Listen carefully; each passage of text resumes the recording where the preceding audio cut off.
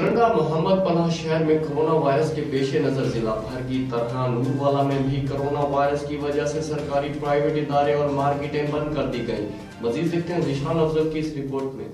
Corona virus से डरना नहीं लड़ना है। तरंगा मोहम्मद पनाह नूरवाला शहर में कोरोना वायरस के पेश नज़र जिला भर की तरह नूरवाला में भी कोरोना वायरस की वजह से सरकारी प्राइवेट इदारे और मार्केटें बंद कर दी गईं। आवाम की सहूलत के लिए बेकरियां, मेडिकल स्टोर्स, राशन की दुकानें, सब्जी की दुकानें और पेट्रोल पंप्स वगैरह खुले हैं।